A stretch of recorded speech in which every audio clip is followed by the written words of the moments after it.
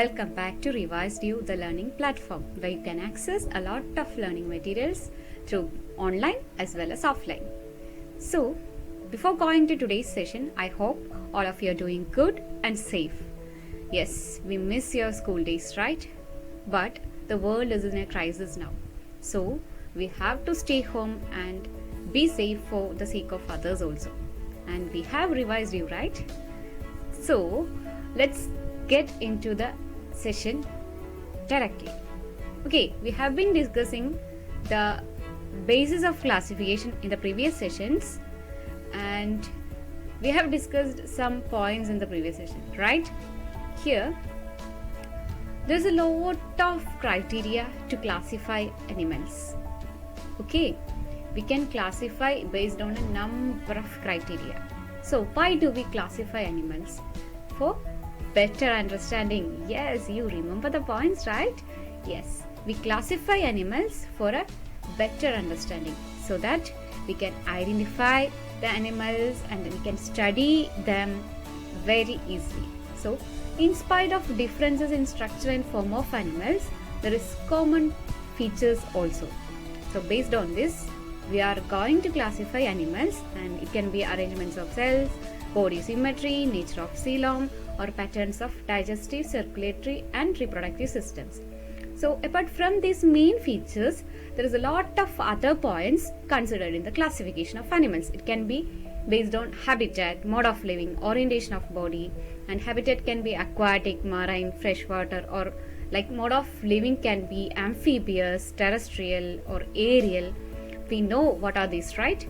And terrestrial forms are further divided into scans or air. Those who climb walls or rocks, and aerial, those who fly, cursorial, the fast runners, arboreal, which live on trees, and burrowing, those who make burrows, right? So these are the categories coming under terrestrial, and we can classify animals based on whether they are solitary or colonial or sedentary like sponges or free swimming.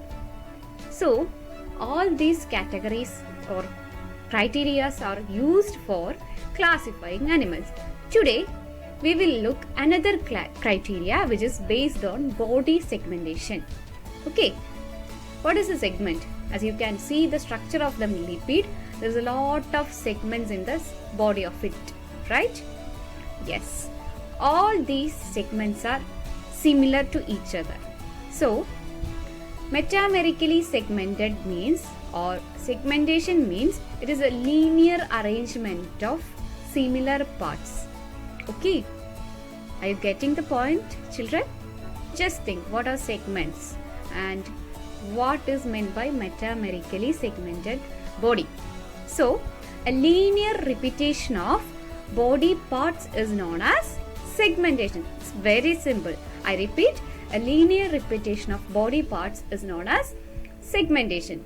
So we can classify animals based on whether they are metamerically segmented, which means whether they are having equal body parts or similar body parts, or whether they are pseudo segmented, which means not truly segmented. Okay, so these each segments can be called metameres or somites also. So what is a somite? Each repeated unit is called somite. Okay, so each repeated unit, as you can see in the earthworm, each repeated unit is called somite. And what are appendages? Those body parts which are protruding out from the main body part and also serve in locomotion, feeding, reproduction, etc.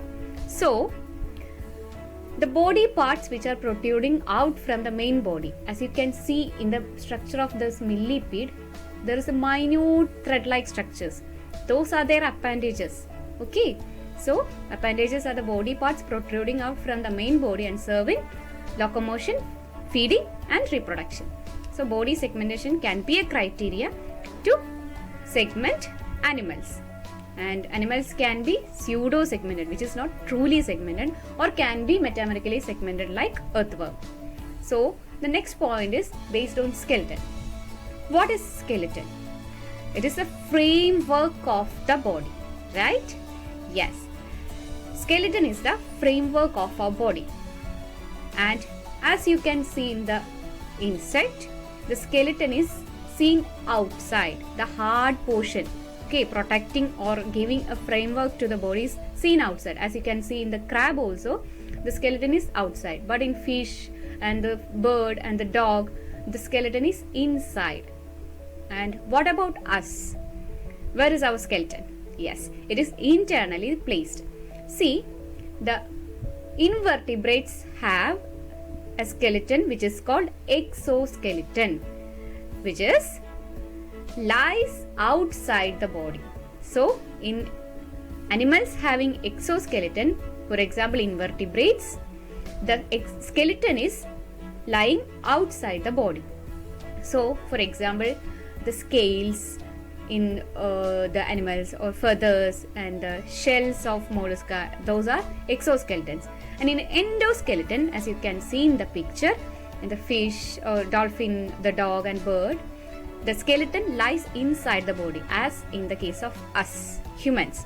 So, in both categories, this skeleton protects and gives a framework to the body. So, we can classify animals to exoskeleton or endoskeleton having animals based on the nature of skeleton. The fourth point is, based on formation of mouth, we can classify animals. So, the first category is protostomes. What are they? Do you have any idea about what are protostomes? So, we are going to discuss what is protostomes. Okay, here in this case, mouth is formed first from the blastopore. Blastopore is the opening which can be seen during the development of the zygote. Okay, in deuterostomes, which is the second category, mouth is formed second. Okay, the first formed one is anus, the anal opening from the blastopore. So, based on the formation of mouth, it is classified into protostomes and deuterostomes. Look at the picture, protostomes. And you can see the cells are dividing. The zygote is dividing, which is called cleavage. And the 8 to 16 celled stage is called as morula. Sorry, I written as 6, it is 16. Okay, now the divided cells form coelom. What is coelom? The body cavity, right? Yeah. And the blastopore, as you can see in the picture, then get developed into a mouth in protostomes. Okay, so blastopore develops into a mouth in protostomes. But in deuterostomes, as you can see, the blastopore is developed into an anus. Okay, not mouth. It is developed into anus. So, when there is the transformation of blastopore into anus, those animals are called deuterostomes. Protostomes are the animals with blastopore developing into the mouth first. So, is it clear? Good. So, the next category or next criteria is the mode of running. Okay. It is again divided into unculicrate. What is unculicrate?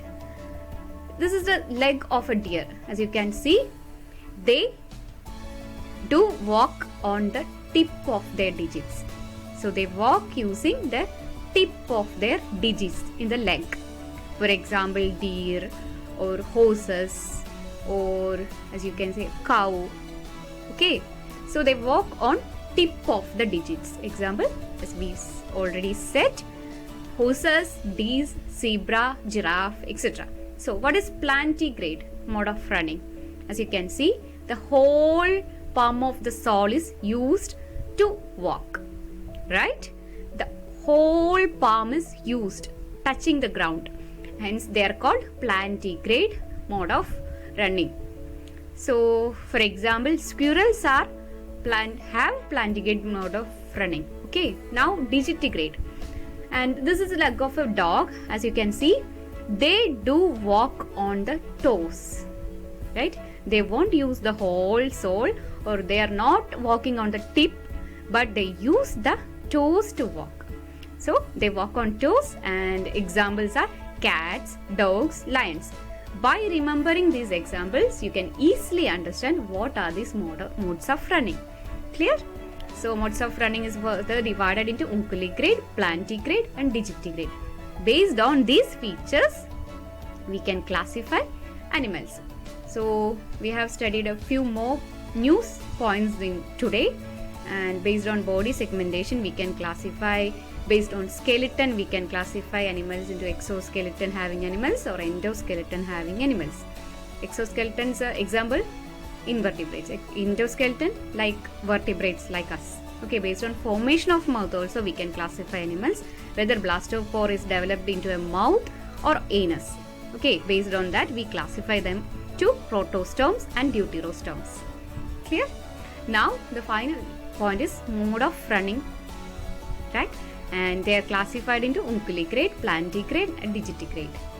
So have we finished? No, there is a lot of criteria coming soon. Okay, but we will finish them all in our upcoming sessions. And thank you for watching. If you have any doubts, you can comment the topics below. We will create the videos for you. Thank you. Have a nice day. Stay safe.